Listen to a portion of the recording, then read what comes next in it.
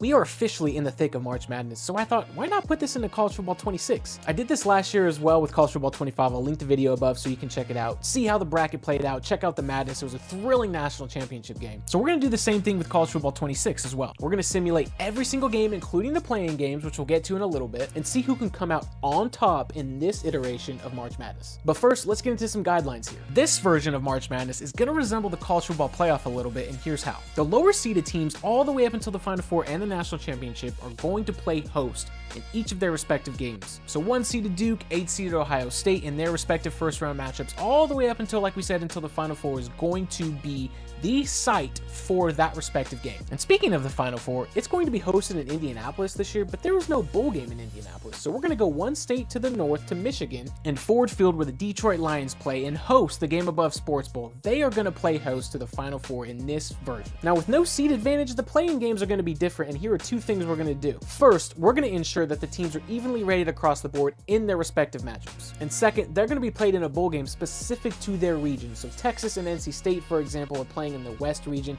so their game will be played in the LA Bowl. All right, that's it. We've got our guidelines set, the bracket is locked and loaded, so let's get into this version of March Madness. We're going to start with the first playing game in the Midwest region between the 16 seeds UMBC and Howard. And look, I know I said I wanted to play these games in a bowl game, but when it comes to the team builder teams, I really like team builder. I really like the effort and the work these people put into making these teams in these stadiums. So I really wanted an opportunity to showcase that. So I flipped a coin to see who would be the home team, and it was UMBC, who is down early 14-0. But look at this, they're going to strike big. And again, look at that logo as he runs across. I think that's super cool. I think their uniforms are cool. Whoever made Howard did a really good job. It seems pretty accurate with what we see in real life.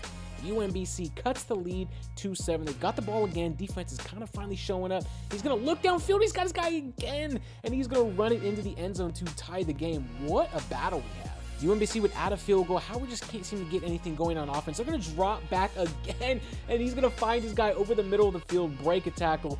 He is off to the races. UMBC might just be too much for the Howard Bison. Look at those uniforms, too. Those are so sick with the chrome. And again, second and goal here, 24-14. UMBC is going to get into the end zone again, and that's going to do it for Howard. Unfortunately, it's going to seal the win for the Retrievers, as the UMBC Retrievers, as we just mentioned, are going to play their way into the tournament. We're going to stick here with the 16 seeds, move to the South region for Lehigh and Prairie View A&M, both schools with football programs. Off to an interesting start.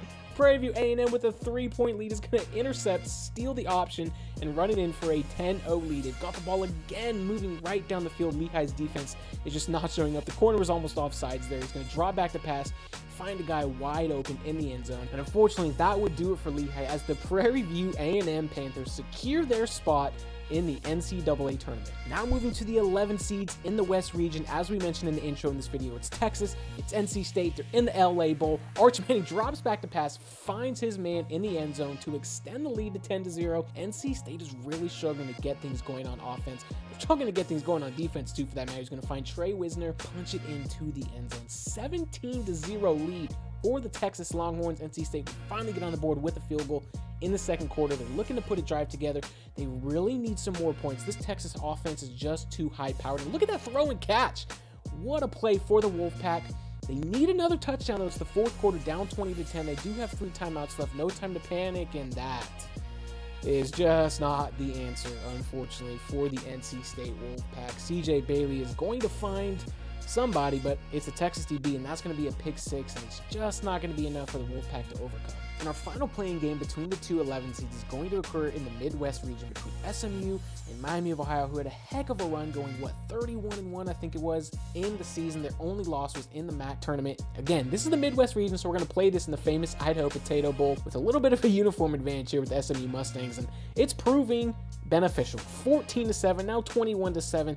This SMU offense is really high-powered, but Miami of Ohio is not going to go away. This would actually be a pretty fun matchup, I think, to watch in real football. They're going to score here to make it a 7-point deficit. And again, this team will not go away easily, but the defense does have to show up. They need to get a stop here and try to get an advantageous situation for their offense, and that's just not gonna do it, unfortunately. 28-14 for the Mustangs, but they get the ball back and they're driving. Just under 4 minutes left. They do have all 3 timeouts. DeQuan Finn is gonna tuck it and run, and it's a 7-point ball game all over again. So let's see what can happen. 2nd and 11 here for SMU. Miami needs the stop. Oh, they're not gonna get it. That's gonna be a first down. Miami of Ohio has no timeouts remaining. SMU has all 3.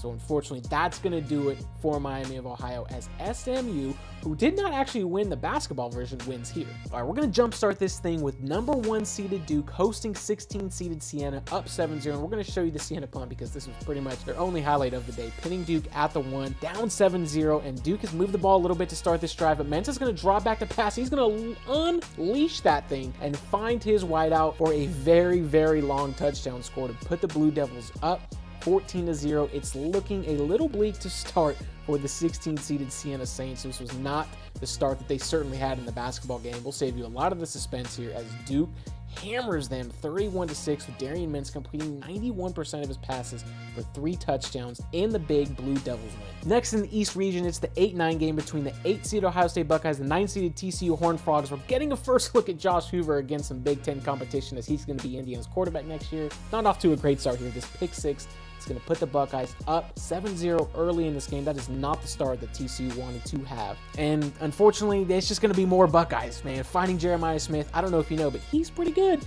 And now they're going to extend their lead to 14 as he's going to catch and run. And it's still a 14-point lead as Julian Sain's going to pitch it to Bo Jackson, their freshman running back, who I don't know if you know this either, but he's also really good. Looks like a future NFL running back. And it's just been all Ohio State. We're going to give you a TCU highlight just to show that they did do something with kind of this garbage time touchdown to again make it within a 14-point deficit. But Ohio State is going to pull away and secure their spot in the second round of the tournament. All right, we have our first 5-12 matchup, and it's in the East region between the 5-seed St. John's, the 12-seed UNI Panthers, and we know that these games can be a little fun and frisky as we're already seeing UNI take an early 7-0 lead. St. John's is not going to be outdone though, going deep down the field to a wide open receiver in the end zone to bring this to a 7-7 game. Now, we move ahead to the fourth quarter. Time's winding down. UNI holds a 6-point lead, but St. John's has the ball. Opportunity to put together a game-winning drive, and it's going to be cut short, intercepted. The UNI, the Northern Iowa Panthers, the first 12 seed to pull an upset over a 5 seed. Like we said, going into this game, man, these games are fun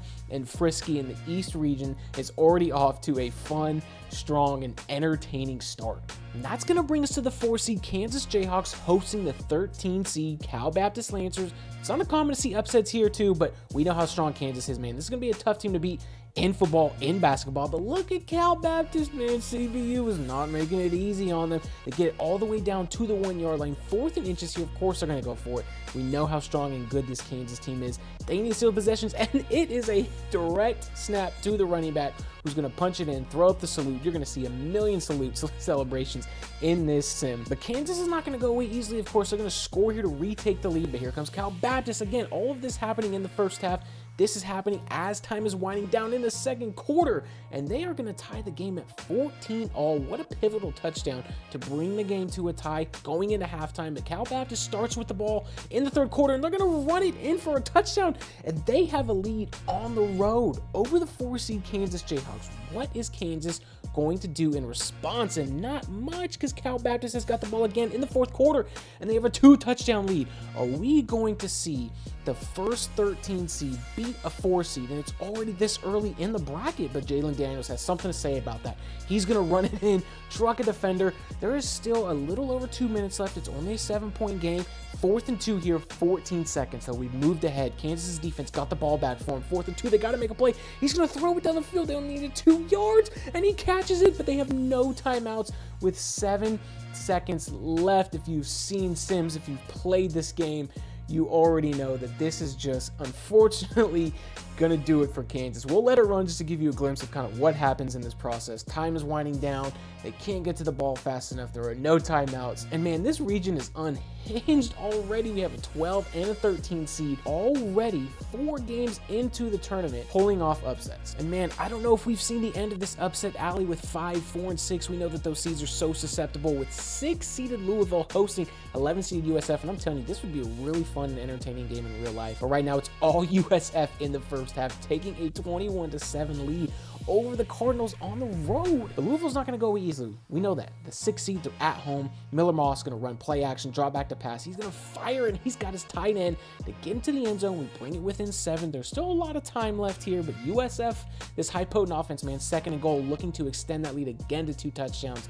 and they are going to do it, man. This USF offense is just looking like too much for Louisville. It's 3rd and 9 here. Going to find his man over the middle, catch and run, and we know how much speed that the Bulls have on offense. Again, this would be a really fun game to watch in real life. But it looks like USF is going to do it. Even though they didn't do it in March Madness in the real basketball tournament, they are going to do it here and upset the Louisville Cardinals. And that's going to bring us to the 3 seed Michigan State Spartans hosting 14 seed North Dakota State in a game that I think North Dakota State would have beat Michigan State last year in real football. But it's Sparty taking a strong 14-3 lead early on, and they're not going away anytime soon. In the 3rd quarter here, 3rd and 6, Aiden Childs dropping back to pass. He's got a guy wide open. There is too much speed, I think, for this North Dakota State team, taking a 21-6 lead here early.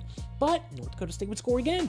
Michigan State's got the ball again, so back and forth we're going to go here as the Spartans are just going to continue airing it out and piling it on. They're not really helping their defense out much by having to constantly put them on the field, but what can you do if you keep scoring points? North Dakota State, 15 points here, 1st and goal. They bring it to within 8, under 2 minutes, 3rd and 4. They've got a chance to tie the game up after battling all day. Cole Payton's going to fight this guy in the back of the end zone. He's going to take a tumble into the wall. This is just madness. He's running over the camera, guys. We have a crazy game here. They have to go for 2 points here, and they're going to do it. Cole Payton's going to drop back to pass yet again. He's going to buy some time, move around. He's going to throw it. He's got his guy in the back of the end zone. We have an ESPN instant classic here. 2 seconds winding down, 1 second. This is pretty much going to do it for Michigan State. If they can maybe put it up in the air. Oh, and Aiden Childs is just going to run around, and we are going to take this game into overtime. North Dakota State's going to get the ball first here, and it's already 3rd and goal, looking to score and to take the lead, and they have it. This offense is just insane, man. These have been some high-powered offenses here as Aiden Childs gets his chance now on 1st and 10. Their ensuing possession, he's going to put it up, and now we've got a tie game. We're going to go into double overtime. Michigan State would start first. They'd only get a field goal out of it, but North Dakota State's going to hand it off, and he's got space. And this region continues to just be mind-blowing with a 14 seed. The North Dakota State Bison have upset the number 3 seed Michigan State Spartans in a game that I think they might win in real life, in real football. They obviously did not win the game against Michigan State in March Madness in the basketball tournament, but they are going to do it here behind a strong outing from Cole Payton. 88% completion percentage, 3 touchdowns, 419 yards. And what's crazy is we haven't even avoided all the potential upsets yet with the 7-seeded UCLA hosting the 10-seeded UCF Knights. We know 10 seeds are very capable of beating 7 seeds, and we are already in the depths of a back and forth entertaining game with UCF throwing on the run here to take a 1-point lead heading into halftime. Back and forth we're going to go here again. UCLA, they have it within 1, and Nico's going to find his guy for a 4th quarter lead. UCF's going to try to kick a field goal though to tie it up in the waning seconds of the game. We have the slow motion. He puts it up. What are college kickers going to do? It looks good, and he's going to drill it and send this game into overtime. UCF's going to start with the ball first here, 2nd and 3, drops back to pass. He's got all the time in the world. No pass rushing. He's going to find his guy in the back of the end zone, fires a beautiful ball in there for a score. But UCLA and Nico get their chance here. 1st and goal, 30-23. Easy walking touchdown to push this to 2nd overtime. UCLA would start 1st and 2nd overtime. They finish with a field goal. UCF here in 4th and goal has a chip shot that they could make, and he's going to miss. He is going to miss, and we finally have some balance restored. No more upsets here in this East region, at least for now, as the 7-seed Bruins escape.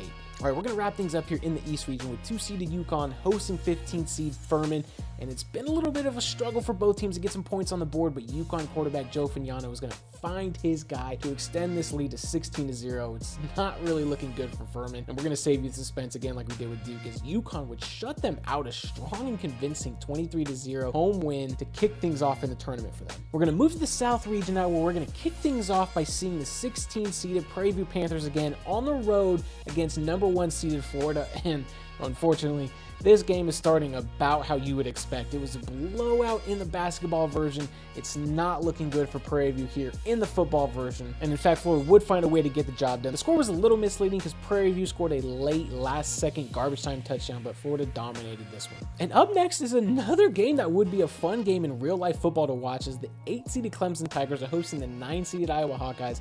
This game is going about how you would expect offensively from both of these teams this past last year. But we see Cade Klubnik, man, he's got that athleticism, he's got those wheels. He's going to break it into the end zone for a 7-0 lead. But Iowa putting together a drive of their own here, rolling out. He's going to find his man, get into the end zone, and bring this to within 7 again. But Clemson holding a late 3-point lead is looking to punch it in and extend this lead as Cade Klubnik's going to throw it back across his body to extend that lead, like we said, to 10 points. Can Iowa do enough on offense to get the job done here? He's going to drop back Mark Gronowski. He's going to find his guy to convert, keep the drive alive here. But Gronowski's got to do it here. He's going to run, he's going to take off, and he's going to do what he does best, make a guy miss, punch it into the end zone. What a thrilling cap to the drive. But third down here, 1 timeout left. If Clemson converts, it's over and he's wide open. What was this Iowa defense doing? They were giving so much cushion at the stakes, and that is going to give Clemson the early jump start they need in this tournament. All right, sticking in the South region is the 12-seed McNeese State traveling to the 5-seed Vanderbilt, and they're looking to take the advantage early here, scoring in the first quarter to go up 7-0. We know Vanderbilt's not going to go away easy here as this 5-seed. We may get another 12-5 upset, but Diego Pavia's got something to say about that. He's going to connect with his man down the field, and they are going to tie this game up. But we know with these 5-12 games, they are never over until the final whistle blows, because they are really tricky, and here goes McNeese State showing exactly why. Cutting Vandy's lead 2-3, looking to try to put them away here, but Vandy's got the ball back again. He's going deep down the field, and they just cannot handle Vanderbilt's speed. Diego Pavia is going to attack behind the defense, extend the lead back to 10. I just don't know if McNeese State can match that firepower, but they do have a 3rd and goal here with about 2 minutes left. The guy wide open in the end zone to bring this back within 3 with only 2 minutes left, but it's 3rd down. McNeese State has to get a stop here with only 1 timeout left to get the ball back if they want to have any shot, and they just can't do it, man. Too much space, not enough pressure on Diego Pavia, and the 12 seed will not upset the 5 seed here as Vanderbilt is going to survive and advance on to the 2nd round. And that's going to bring us to the 4 seed Nebraska hosting the 13 seed Troy here. Nebraska owns an early 7-0 lead here as the first quarter is winding down, but Dylan Loyola is going to launch it deep down the field and find his man to extend their lead to 14. This Nebraska offense might just be too potent for Troy. We'll see what happens. We kind of said the same thing about McNeese State, and they proved us wrong a little bit. And here Troy is now doing the same thing early in the 2nd quarter, cutting the lead to 7, matching score for score, but it just would not be enough, unfortunately. Nebraska in the 3rd quarter, 2nd and goal here is going to extend their lead 31-7. And that's just going to do it for Troy, man. They battled hard early on, but Nebraska just proved to be too much. The Big Ten was just too overpowering.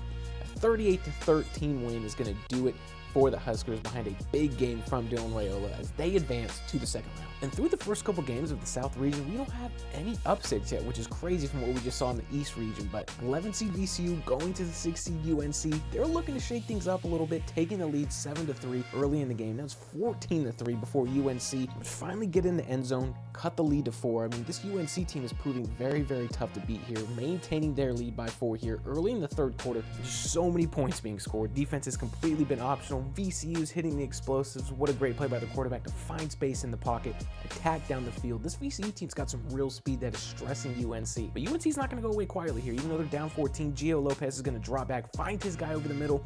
UNC's got some real speed on their team too. I am surprised the DB did not make this play and bring that guy to the ground. But UNC scores. Now it's back within 7. That's back within 14. UNC just cannot get anything going on defense to get a stop. They have no problem scoring points here, bringing it back within 7, but they need a stop so desperately here on 3rd and 3 with only 1 timeout. Going to turn around, hand it off, and he's going to break a couple tackles, and he's gone. He's out of there. Just a disastrous play by this UNC defense. They needed to stop right then and there, and they just couldn't get it done. The defense has really let him down all game. The offense, like we said, has had no problem scoring points as Gio Lopez is going to drop back again with just a couple seconds left in the game to bring it within 7. It's going to take a minor miracle here with the onside kick. 10 seconds left, and it's going to be recovered by VCU. We're going to save all the suspense as the VCU Rams are going to pull off an 11-6 upset and move on to the 2nd round. And in that South region, that's going to bring us to the 3 seed Illinois Fighting Illini hosting 14 seed Penn. And in the first quarter, it was pretty much all Illinois. I mean, look at this, negative 1.1 yards per play for the Penn Quakers. They just couldn't get anything going all day. Now, they do have the ball here 4th and 10 late in the 4th quarter. Pretty good throw and catch here to bring it within. Still double digits, but to shorten Illinois' lead. But unfortunately, it's just not going to be enough for Penn. We're going to save a lot of the suspense here as Illinois punches their ticket to the 2nd round. As we're moving our way through this South region, we're getting towards the end of it here with the 7-seeded St. Mary Gales hosting the 10-seeded Texas A&M Aggies. And this is another really good game here too. We know these 7-10 games are a little bit tricky. 7 seed St. Mary's rocking the red unis on the blue turf, and they hold a commanding lead over A&M, but we know that this A&M team is a really strong unit. They're not going to go away easily as well. Cutting it to within 7. They need a stop here though, a second and goal in the fourth quarter to prevent St. Mary's from just continuing to extend their lead. And it's just not going to happen. He's going to draw back, find his man in the end zone, the checkered end zone, which is pretty neat. And St. Mary's, the 7 seed, is going to escape the possible upset and move on to the second round. To cap things off here in the second round, it's 2-seeded Houston hosting 15-seeded Idaho. And while there weren't a lot of points being scored, Houston no doubt asserted their dominance with a 12-0 shutout victory to advance to the second round. We're going to slide over to the Midwest region, where we are going to again see the 16-seed UMBC Retrievers, this time taking on number 1 seeded Michigan, and it's just been all Michigan all day, as they're going to score another touchdown here to move on to the second round. Now, like most 8-9 games, this one was a pretty interesting matchup here in this Midwest region, with the 9-seed St. Louis Billikens traveling to Georgia, the 8 seed. They're going to punt it to Zachariah Branch, and he's going to find open space, do what he does best, and blow this game open with a huge punt return touchdown.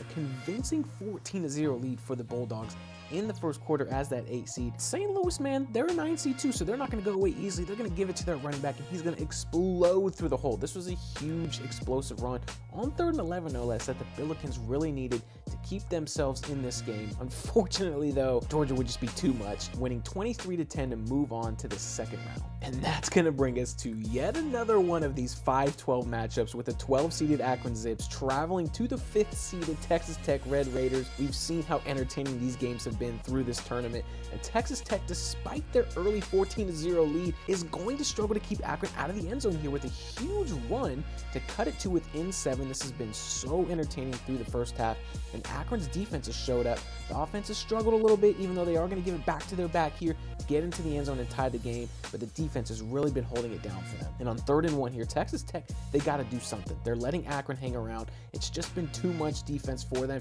and they're going to give it to their running back, and he is gone. Quentin Joyner into the end zone on a huge touchdown run to extend their lead to 7. But Akron has something to say about it here too. Midway through the fourth quarter, 2nd and goal, again down 7, and this ground game has been on fire all day. This is complimentary football here. Strong defense, strong running game, controlling the clock, not giving Texas Tech any extra possessions. They do have it here, just under 2 minutes left. Baron Morton drops back, and he's going to throw a costly interception, and they have so much space to return this.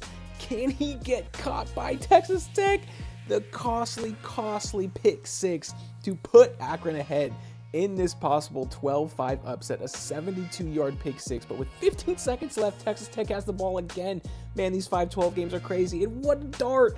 He totally makes up for it by finding his guy in the end zone for a touchdown. And I love this. I respect this. They're going to go for 2. He's going to pull it. Baron Moore's going to try to do it again. Oh my gosh. And he's tackled just inches short. You can see the despair on his face. The onside kick is not going to be recovered by Texas Tech. They are going to be upset by a 12 seed, losing by just a single point. This was a crazy game. I'm loving these 5-12 matchups that we have, as Akron is going to go on the road and pull off the upset over the vaunted Texas Tech Red Raiders to move on to the second round. And that's going to bring us to the 4-seed Alabama hosting 13-seed Hofstra. And not much to show you here, as Alabama would do what you would think they would do, winning 30-0 to move on to the second round. And we're going to get another look at these 11-seed SMU Mustangs, who have played their way into the tournament, taking on the 6-seed Tennessee Volunteers in what is a game that we know will feature 2 high-powered offenses, as Tennessee is going to take a commanding 14-3 lead here early. But we know this SMU offense and quarterback Kevin Jennings, they are not going to go away quietly. He's going to fire a pass into the end zone for a touchdown. And again in the second quarter here, 3rd and goal, SMU looking to take the lead, as he's going to find his guy, take a shot. Now it's 17-14 here, and back and forth we're going, right? Here comes Tennessee, going to find Chris Brazzell into the end zone. We are going to have some fireworks in this game. SMU would score a touchdown on their own, but now in the fourth quarter, Tennessee's going to give it to Star Thomas. And at the goal line, man, what a run. He's going to punch it in. Now Tennessee's got the lead again, but this is it. This is the game right here. It's 4th and 10, under a minute left for SMU. They absolutely have to have this, and they have so much space. And he was wide open Perfect opportunity to find a guy, and on the very next play here on 1st and goal for the Mustangs, a close touchdown, but he is able to retake the lead late in the game, and now Tennessee's turn on 4th and 10, 6 seconds left, no timeouts. This is the game. They've mismanaged this drive a little bit. All he can do is launch it down the field. Joey Aguilar! No one is going to come down with it. The SMU Mustangs, the 11 seed, win their 2nd game of the tournament and move on to the 2nd round.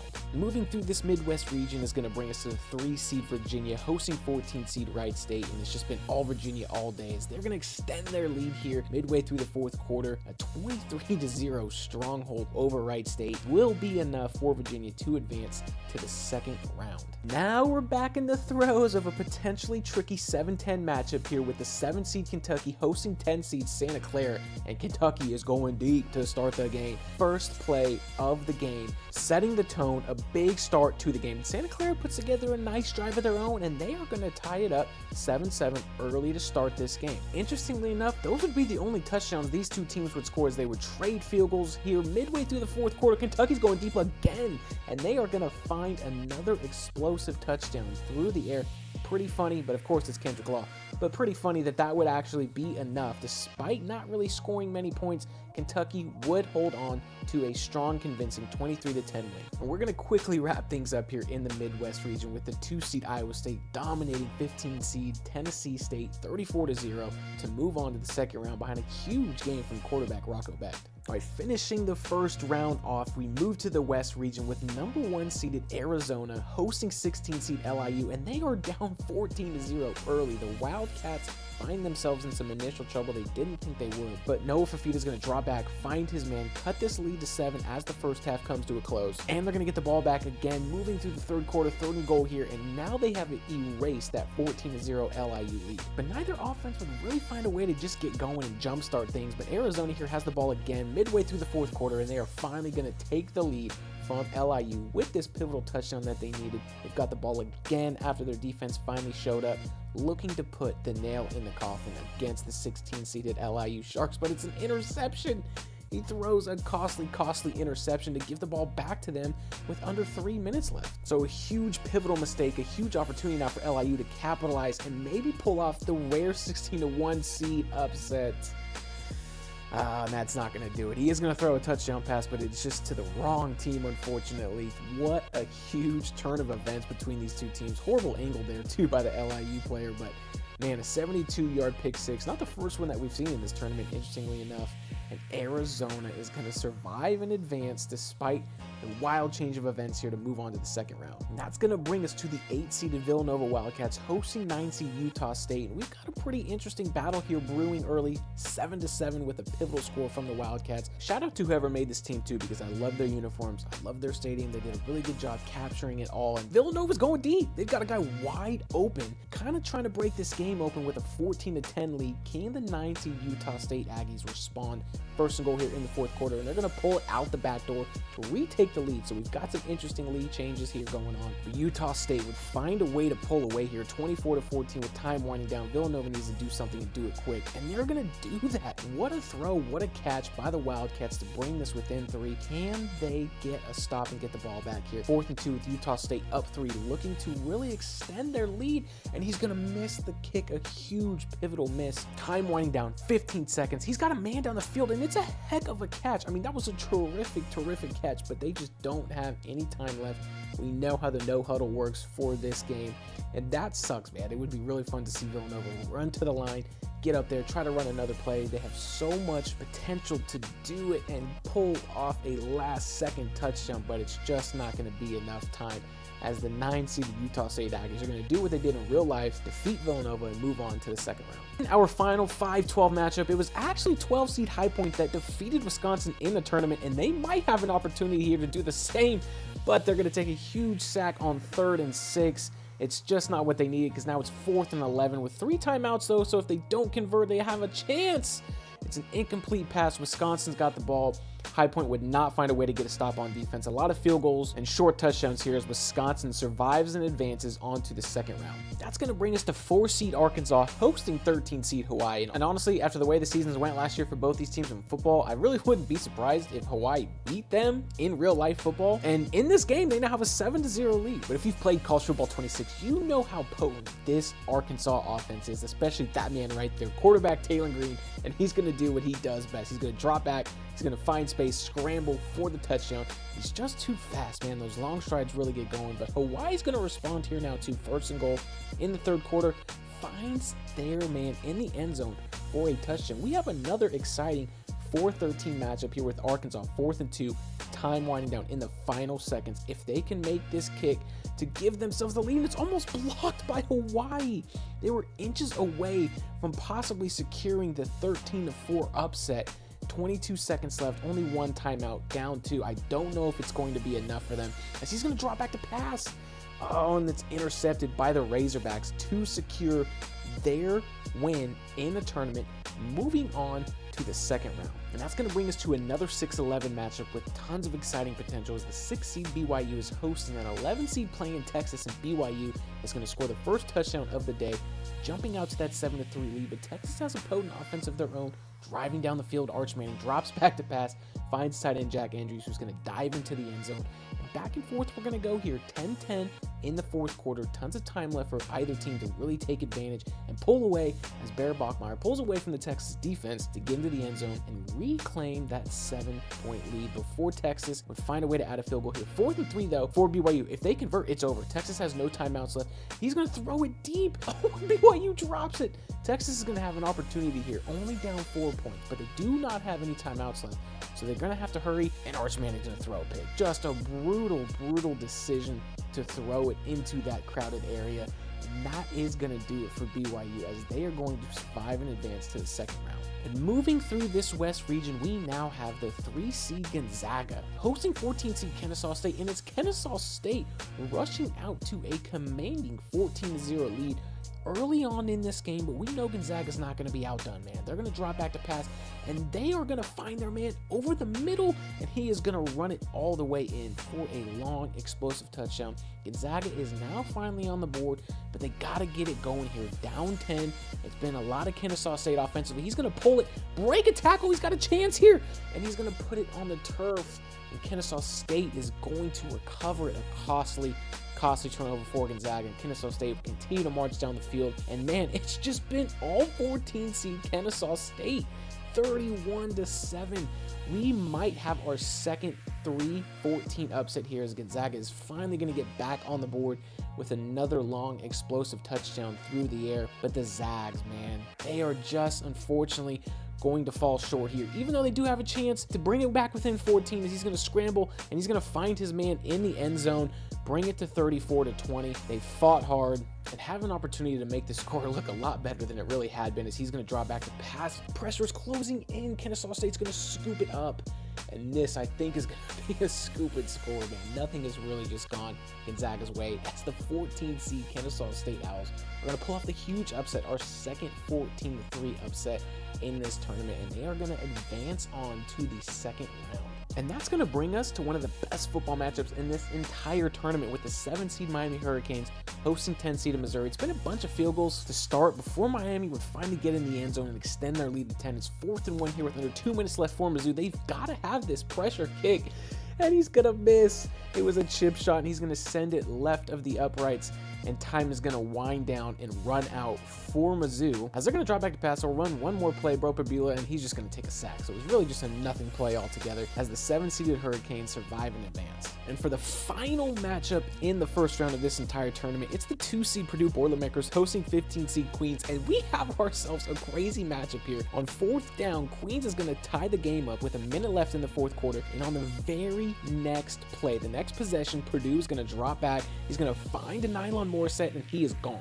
He's going to take off down the sideline. Queens does not have enough speed to match, even though he's going to get close and tackled at the goal line. It still was not enough speed. On the very next play, Purdue would take the lead. So we have ourselves a crazy game here. And on the very next play for Queens, the very next possession and play, he's going to drop back to pass. It's a fumble, and Purdue is going to scoop and score. So a crazy last minute as Purdue holds on to advance. And we're going to stick here in this West region to kick things off in the second round as the number 1 seed Arizona Wildcats hosted 9 seed Utah State. Pretty uneventful game, 16-9. Arizona holds on and advances to the Sweet 16. And that's going to bring us to the Brett Bielema Bowl here with 4-seeded Arkansas hosting 5-seeded Wisconsin. And what's going to be a pretty interesting game. We already know what quarterback Taylor Green can do. This is it. He's going to pull it, run it in. No one's going to catch him or touch him. He is going to take the early 7-0 lead. And Arkansas would extend that lead, but Wisconsin's put together a pretty good drive of their own here in the third quarter. On second and goal, he's going to turn and hand it off, and he is going to walk into the end zone to finally get the Badgers on the board with a touchdown. They're going to make the crazy decision to go for 2. We'll see if it's going to pay off as he drops back. Looks like he's going to run a screen. Great blocking, man, to get in, and now it's a 3-point game again. And that would be the last points we see for quite a while as Wisconsin looking to take the lead for the first time today, and they are going to punch it in with just under 2 minutes left. They're not out of it yet, though, as Arkansas has 2 timeouts, a minute 18 left. They know Taylor Green is a threat. He's going to drop back to pass, and it's intercepted. What a play by DB Ricardo Hallman to take it away, potentially secure. The Badgers win. Arkansas does still have 2 timeouts left. There's a minute left, but it would not be enough as the Badgers are going to defeat the Razorbacks and move on to the Sweet 16. In our following matchup, it is the 14-seeded Kennesaw State Owls going on the road to 6-seed BYU, and they are on this Cinderella run, up 10-0 in the first half, and he's going to throw a strike to extend that lead to 17. And again, BYU just can't get anything going on offense. He's going to drop back to pass again. Kennesaw State, man, 24-0. They were firing on all cylinders offensively, defensively. BYU would finally add a field goal, and Bear Bogmeyer would drop back to pass, and finally this offense would get going as he's going to find his guy for a long, explosive touchdown. Now the lead's down to 14. This BYU team is a tough out. We know that. Still a 14-point lead here as Bear Bogmeyer is going to drop back to pass again. And now we have a 7-point game. There is plenty of time left. BYU's defense needs to make a pivotal stop. It's something they haven't done all game, and they really need to do it here. Third and goal here with just under 3 minutes left. The quarterback sneak for the Kennesaw State Owls is pretty much going to do it for them. BYU would score this last-second kind of garbage time touchdown and decide to go for 2, and it's intercepted.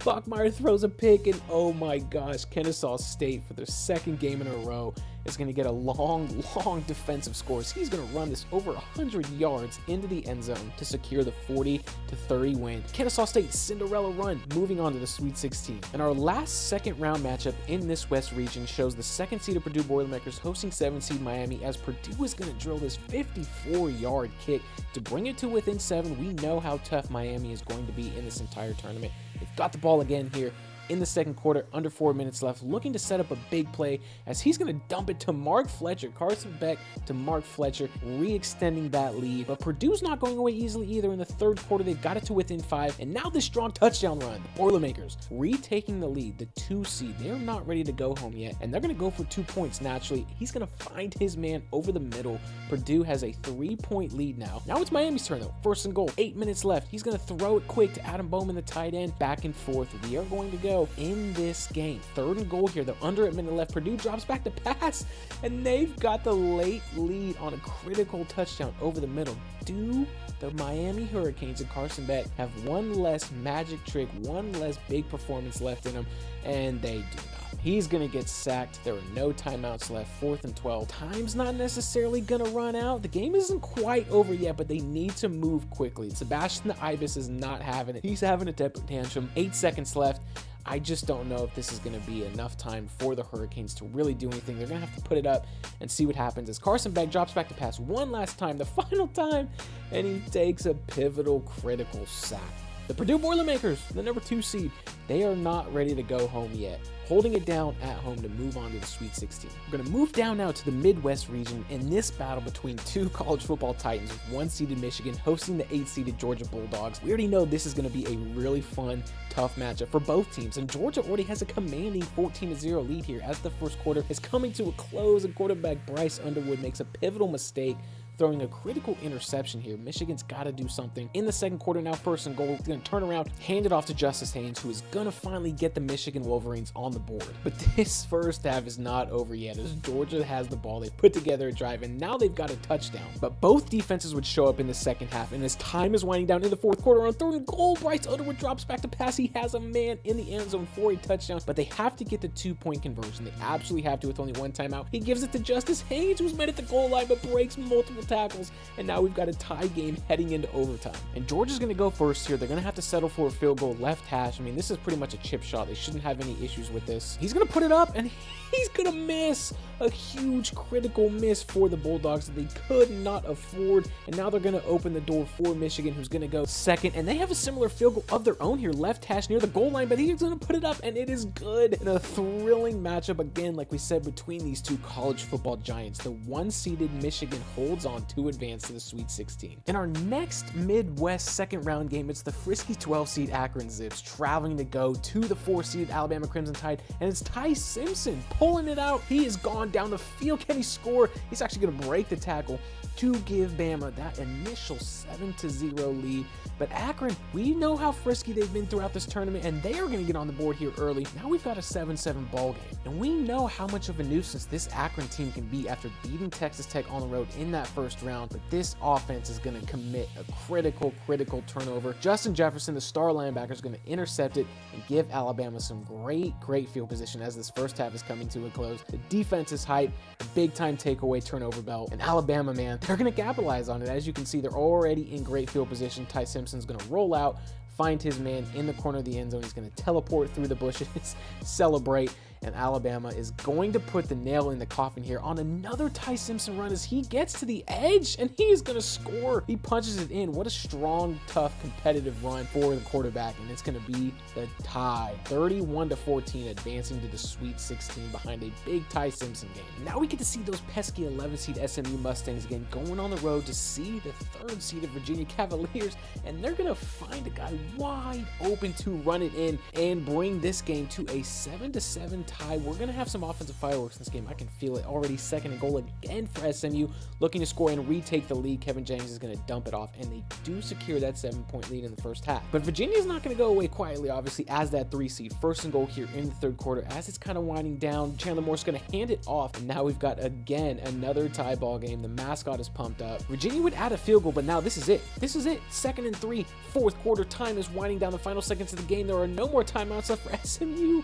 Oh, and it is the glitch where the quarterback just runs out of bounds, man. I hate to see an ACC game end like that. It's super disappointing for SMU, but the Virginia Cavaliers are going to move on to the Sweet 16. Our final second round game in this Midwest region features the 2nd-seeded Iowa State Cyclones hosting the Kentucky Wildcats, the 7th-seed. 3-0 lead for Iowa State here as Zach Calzada drops back to pass, and he's going to fire one in there, a tightly contested throw to give the Wildcats a 7-3 lead. But Iowa State's going to go right back down the field here, 2nd and goal. And Rocco Becht, man, again, he is going to find his guy in the end zone to retake the lead. But moving ahead to the 4th quarter, we've got a pretty tightly contested game. Again, these offenses not really showing up until now. Zach Calzada, again, in the back of the end zone, throws a dime. And Kentucky finds themselves again down as Iowa State's offense won't go away. And he's going to launch it downfield. And he's got all the time in the space in the world. Kendrick Law, the burner, is going to give Kentucky the late lead. But Iowa State's not out of this yet. They got 2 timeouts left, and they're going to score a touchdown. Back and forth we go in the final minute of this game. This is just crazy. Kentucky's going to get the last crack at it, down 3 with 23 seconds left. They have no timeouts. They do have great field position, but again, no timeouts is the huge thing. And Zach Calzada, wide open, breaks tackles at the goal line. What an unbelievable finish between these two teams.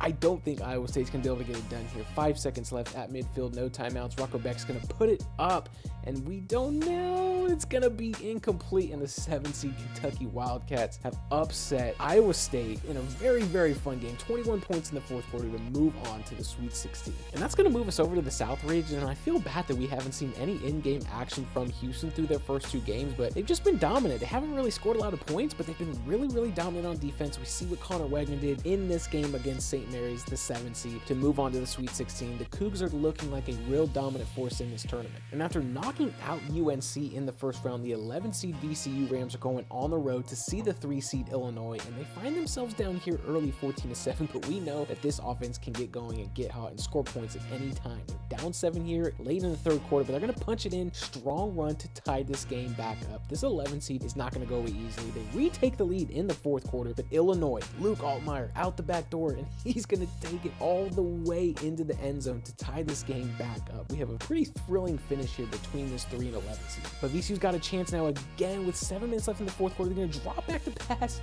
and find his man down the field. There was a ton of speed on this offense. They want to put the ball in the air. They're going to score a ton of points, but the defense needs to make more stops as they do here. And VCU's got the ball. This might be the nail in the coffin. The quarterback is going to pull it and go, and they are going to upset Illinois. The magical run for VCU continues as they move on to the Sweet 16. So that's going to bring us to the 4th seed Nebraska hosting 5th seeded Vandy, and this is going to be an interesting battle too. I think it would be a pretty good battle of the real football programs in real life. I do think Vandy would come out on top, but it will be interesting to see what happens in the video game as Vandy takes an early 7-0 lead. Dylan Raiola is going to pull it and walk into the end zone. We're going to have another strong battle here in this South region. Vandy has a late fourth quarter lead here that was 17-10. Nebraska has to get it in the end zone. They have no timeouts left. 1st and goal, time winding down, and Dylan Raiola finds his man in the corner of the end zone to tie the game, and that is going to take us to overtime, where Nebraska's going to go first here. 2nd and inches are going to punch it in, a strong run.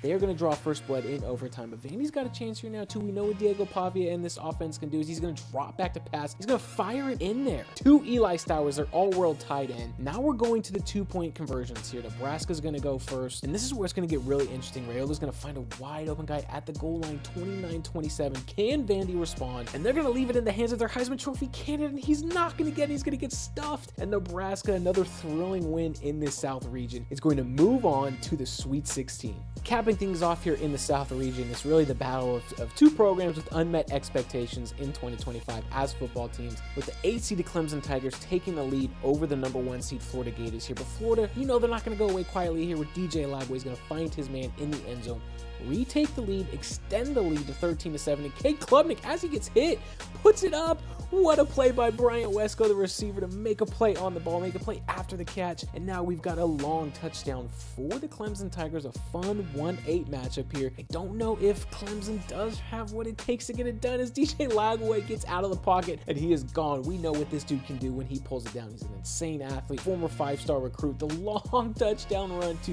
retake the lead for the Florida Gators. They would extend it to 12, 26-14 here as Clemson in the waning seconds of the game. Klubnik's going to drop back to pass. He's going to find a guy. It's just not going to be enough, unfortunately, for the 8-seeded Clemson Tigers, who are going to put up a good fight, but it's the 1 seed advancing on to the Sweet 16. That's going to bring us to the East region, where we see the 2nd-seeded UConn Huskies hosting the 7th-seed UCLA Bruins. And man, UCLA holds this early 3-0 lead, but UConn in their star quarterback, he's going to drop back to pass, find a man, take it all the way down the field. Some offensive fireworks here early as UCLA now has the ball. They've put together a great drive-in response. Nico hands it off. UCLA retakes the lead, and now they've got the ball again in the second quarter, and they're going to extend their lead. I mean, a big first-half lead for the Bruins is only going to get bigger here as Nico drops back to pass. 4th and goal, mind you, and this is looking like a runaway for the Bruins, who are going to upset UConn 31-13 and punch their ticket to the Sweet 16 behind a huge performance from quarterback Nico Iamalieva. And I'm so excited to be back here in this unhinged East region, where we have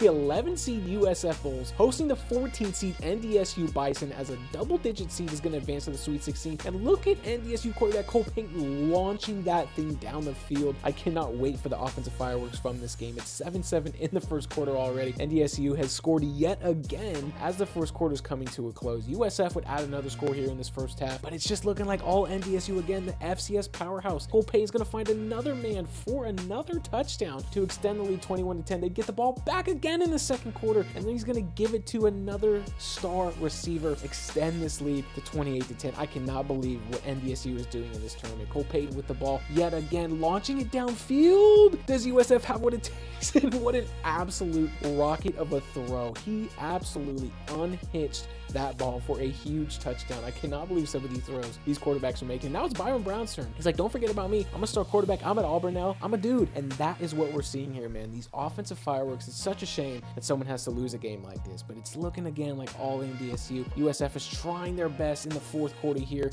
down in the red zone. They're bringing it back trying to cut it into single digits. They're going to go for 2 here. They probably need to with all the points that are being scored. None of their defenses can seemingly get an important or necessary stop. NDSU with the ball yet again with just under 3 minutes left. It's Cole Payton dropping back the pass, and it's another touchdown for the Bison. USF just does not have any type of defensive presence in this game. Because NDSU, the 14 seed, they're going to punch their ticket to the Sweet 16. And we can't forget about the other double-digit game in this region with the 12-seeded Northern Iowa Panthers hosting 13-seed Cal Baptist. And Cal Baptist is making this one a fun and exciting game, but it's Northern Iowa with this 9-point lead here with just under 4 minutes left, looking to add to it and extend it to 12. And the kick is going to be good, and it's just not going to be enough for Cal Baptist to overcome. The offense couldn't get anything going. The defense struggled to make the stops when they really needed it. The 12-seed Northern Iowa Panthers advancing to the Sweet 16. Our final second round game of the entire bracket is going to bring us to the number 1 seed Duke Blue Devils hosting 8-seeded Ohio State. And look at Duke and quarterback Darian Mensah taking early shots down the field, jumping out to a quick 7-0 lead over the Buckeyes. They're going to need as many points as they can score. We know how good this Ohio State team is. Now it's 10-3, third quarter. Mensah dropping back to pass again, extending their lead 17-3. Are they going to be able to hold off the 8-seeded Buckeyes and punch their ticket to the Sweet 16? The defense really needs a big stop. He's going to give it to their star running back Bo Jackson, who, as we said earlier in this video, is looking like a potential Sunday running back as the third quarter winds down, and he's going to cut this lead after a huge explosive run. Duke would find themselves up 14 late in the fourth quarter. I don't know if Ohio State has enough. He does find Max Clear. They do have 3 timeouts. It's not impossible, but it's not looking good. They need this onside kick right here, and it's in the air, and they have a chance to recover it. And Duke finds a way to scoop it up, and I don't think I've ever seen this in a sim before, where the onside kick is recovered all the way down to the 1. First and goal for the Blue Devils. That was crazy. I really thought he was going to scoop up the onside kick and recover it for a touchdown. I've rarely ever seen that happen. And on the very next play, Mensah is going to find a receiver for a touchdown, and Duke, 14-point victory in the round of 32 to move on to the Sweet 16. So we'll stay here in that East region for that first Sweet 16 matchup with the 12-seeded Northern Iowa Panthers going on the road to see Duke. We just talked about their great win against Ohio State, but it's Northern Iowa, early lead. We know how pesky this team is. They're not going away, but it's Duke late in the second quarter, extending their lead to 10 points, trying to assert their dominance. But again, Northern Iowa not going away. We got a little back and forth here with Mensah dropping back to pass. Great pocket presence. Finds Cooper Barkate for a touchdown to extend their lead again to 14 points. What does Northern Iowa have in response here? Early in the fourth quarter, little play action. He's got a guy wide open, leading out the spin move. I'm telling you what, man, these pesky 12-seeders, they're not going to make things easy for Duke, especially here in the final minute of the game. And it's a crashing sack for Duke. 30 seconds and counting. They do have 3 timeouts left, so if they score, and it's a pretty interesting incomplete pass. It's going to take a lot of the air out of the game. They do have one final shot down the field. We'll see if the ball got there. We'll see if he can catch it. No, it's incomplete. Duke is going to hold off and halt the Cinderella run from the 12-seeded Northern Iowa Panthers to move on to Elite 8. And this is one of the most interesting Sweet 16 matchups in this entire bracket. The 7-seed UCLA Bruins hosting 14-seed North Dakota State. And it's Nico and UCLA taking a huge shot down the field. North Dakota State hasn't really gotten their offense going like we've seen in games past. It's UCLA's offense that's really firing on all cylinders here, taking all kinds of deep shots down the field, connecting, scoring points, explosive plays. North Dakota State, their corner is tweaking out, but they're not going away. Down 14 here, first and goal. We know what quarterback Cole Payton can do. He's going to find his tight end in the back of the end zone to cut the lead to 7. It's going to be interesting to see what happens here as North Dakota State has the ball in the final 2 minutes, and he's got a guy open. Oh, and he makes a great move to get all the way down inside the 5-yard line here. First and goal, offsides, UCLA. What are they doing here? And that's going to be a touchdown from North Dakota State. They have quickly erased that 14-point lead, but UCLA's got the ball. They moved it all the way down the field. North Dakota State has no timeouts, have too much space and cushion allowed. What is that defense? The Bruins punch in the touchdown, and that's going to be the nail in the coffin. No more Cinderella from North Dakota State as UCLA is moving on to the Elite 8. We'll move down now to the South region with the 1-seed Florida hosting 4-seed Nebraska. 4th and 17 for Nebraska, and what is this punt protection? That was just terrible by the Cornhuskers. It leads to an easy block punt. Florida now has a 10-point lead. Can Nebraska get something going? They've struggled to do it all day, but Dylan Raiola drops back to pass, hanging tough in the pocket, finds a guy streaking across the field, and now they've cut this lead down to 3 with the ball again in the second quarter, looking to extend it, taking shots down the field, a horrible angle by the safety, and now Nebraska has overcome their early special teams miscues to take the lead in the first half. They're holding a lead here strong in the fourth quarter, up by 1 as Rayola finds yet another weapon who dives in the end zone and takes a Florida player with him to extend this lead to 8. But Florida, 4th and 11 here in the fourth quarter. This is it. They need this. They need to convert. Lagway, what a strike in the back of the end zone, 21-19 with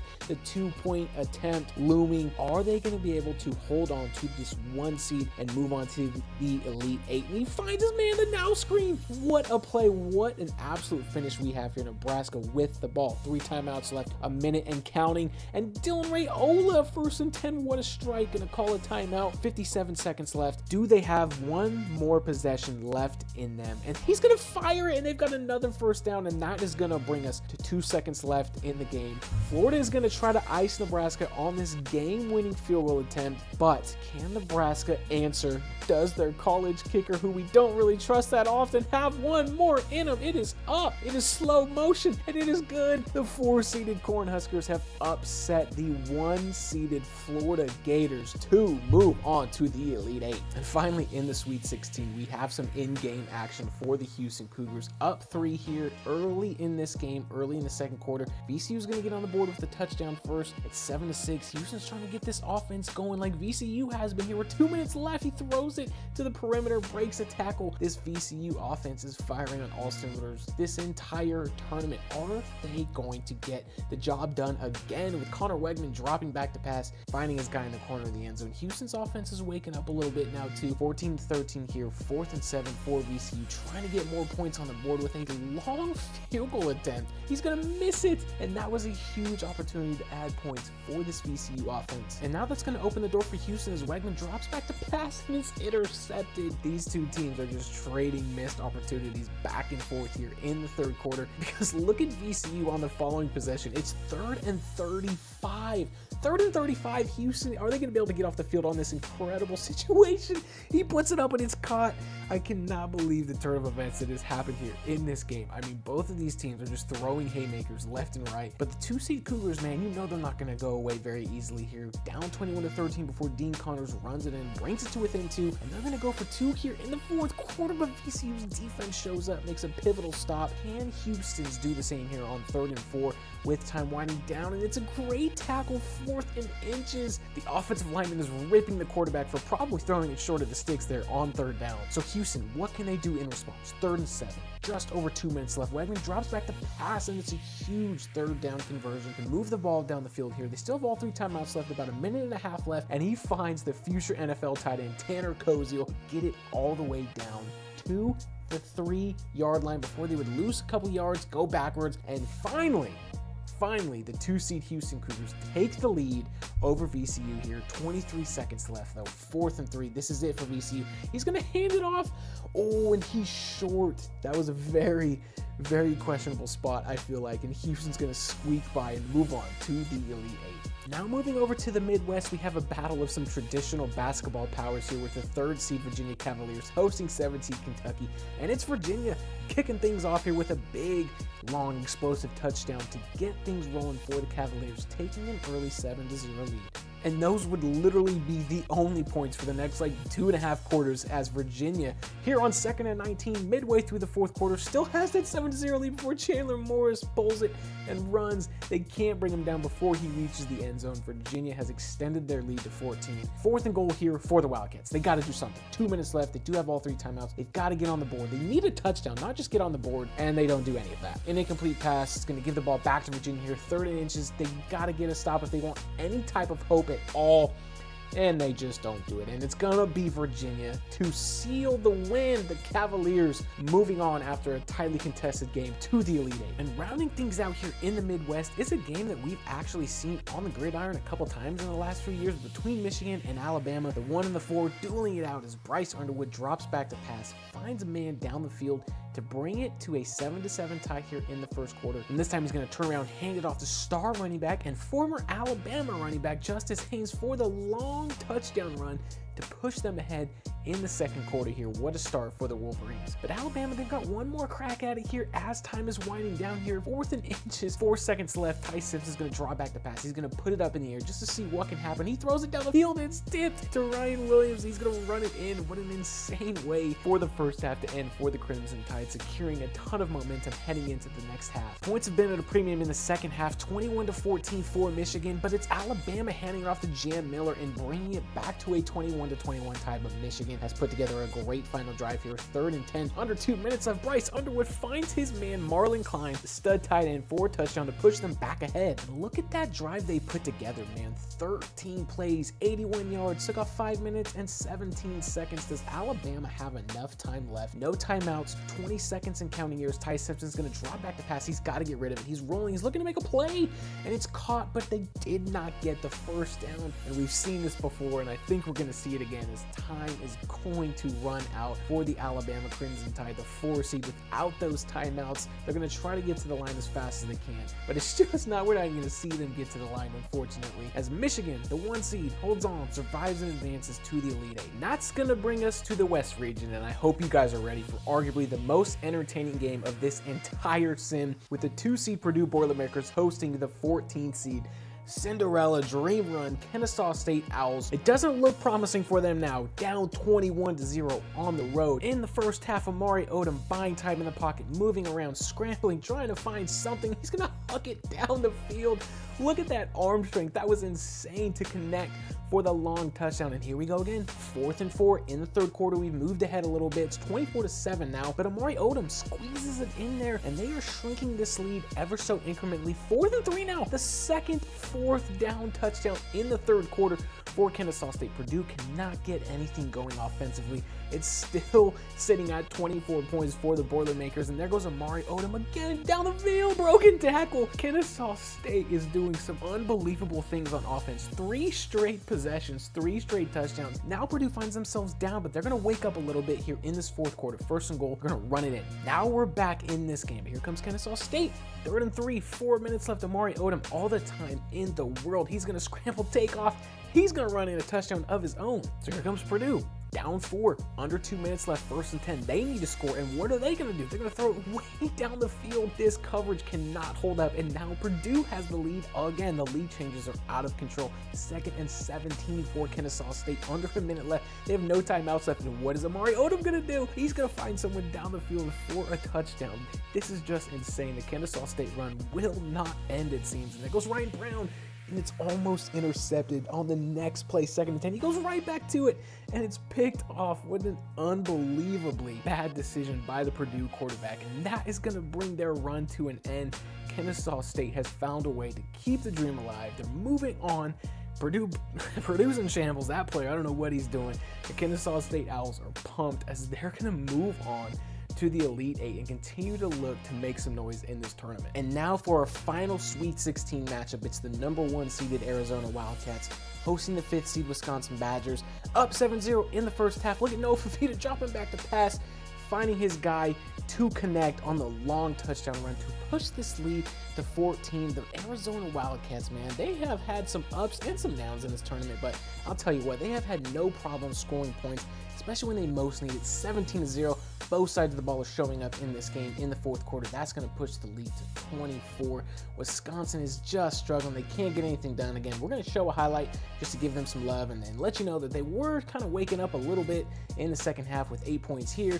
As time was winding down in the fourth quarter, they'll score another touchdown, but Arizona, no doubts about it. 15 points again for Wisconsin in the fourth quarter, but no doubts about it for Arizona moving on to the Elite Eight. We're going to stick here in the East region to kick things off in the Elite Eight with the 14th seed Kennesaw State Owls, man.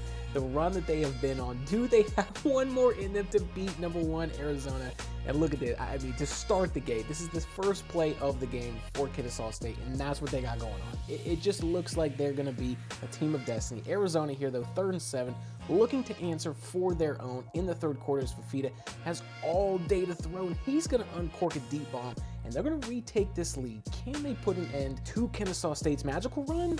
The resounding answer is a yes, as they would hold Kennesaw State to 0 points in the second half, secure the 2-touchdown lead, and secure the spot in the Final Four. Heading down to the Midwest, we're going to get a little bit more of an exciting game here with the number 1 seed Michigan Wolverines hosting 3 seed Virginia. And look at Virginia, they're going to run the tight end pop down the middle of the field to tie this game up at 7 early on in the first half. Moving ahead though to the third quarter, it's still 7-7 before Michigan's going to break the tie with a big time throw by Bryce Underwood. Gets into the end zone here. Now Virginia down 7 early in the fourth quarter. I don't know what that kind of receiver spacing was, but it doesn't matter. It worked. UVA, they're in the end zone. It's 14-14. It's tied up again. Back and forth, we're going to go as Michigan's field goal would push them ahead, but Virginia with the ball. He's going to find his man on the corner route inside the 5-yard line, 17-14 for UVA. And look at Chandler Morris. He's going to pull it. He's going to extend, and he's ultimately going to get in the end zone to retake this late lead. But with 6 seconds left, does Michigan have one more play left in? And Bryce Underwood, time's running out. It's good if it goes. He's going to scramble. He's going to pull it, and he's gone as time ran out to push Michigan over Virginia in this Elite Eight and secure their spot in the Final Four. In the South, it's the Dana Holgorsen Bowl between the 2-seed Houston Cougars and the 4-seed Nebraska Cornhuskers. Houston's down early, but they're going to find their guy over the middle of the field to bring this to a 7-7 tie. And Houston here on 4th and 5, they put together another really good drive to start the second quarter. And look at that.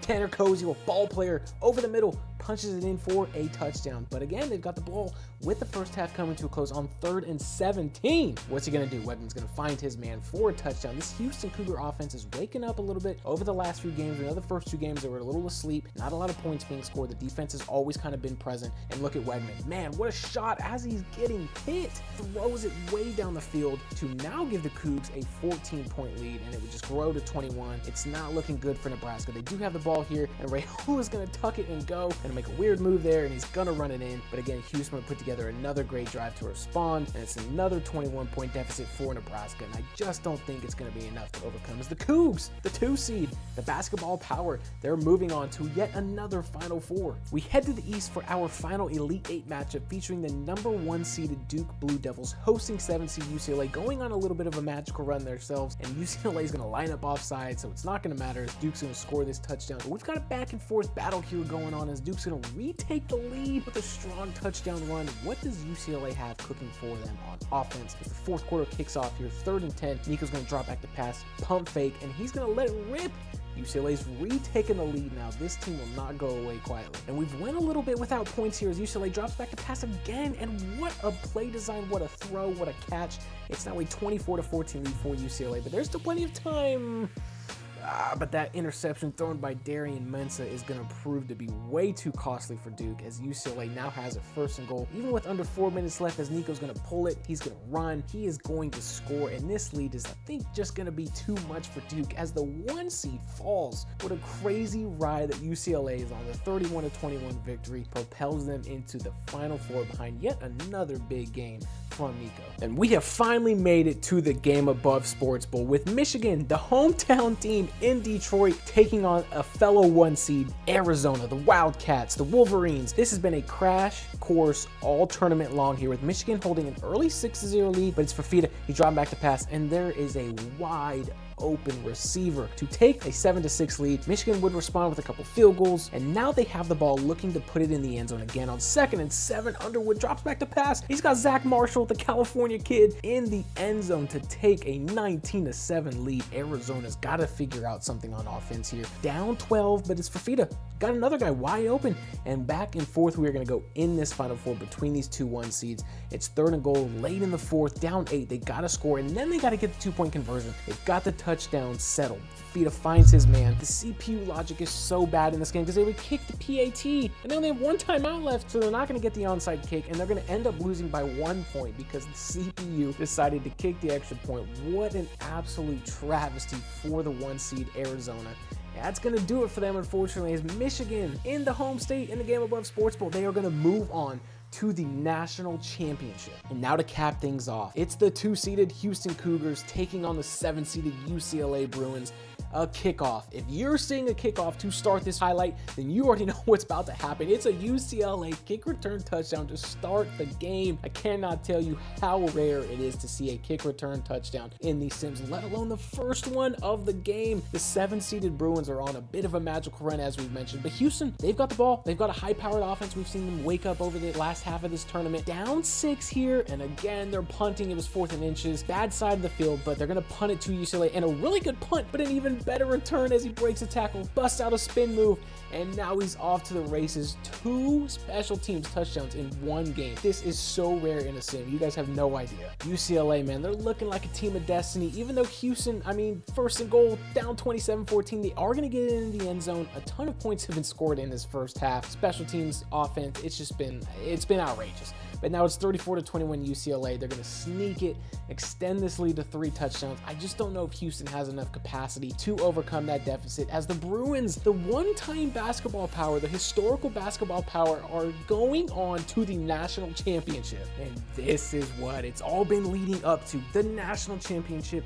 in Hard Rock Stadium. It's a battle between 2 former basketball powers, one who is a 1 seed, the Michigan Wolverines, and the 7-seeded UCLA Bruins, both with rich basketball histories, basketball backgrounds. It's a Big Ten matchup, and look at Justice Haynes. He is going to break the seal on the touchdown scoring with the long touchdown run to give Michigan an early 10-3 lead. But UCLA's offense has been so potent this entire tournament, and now it's their turn. It's Nico dropping back to pass. He finds his guy. His guy makes a move in the middle of the field, off to the races.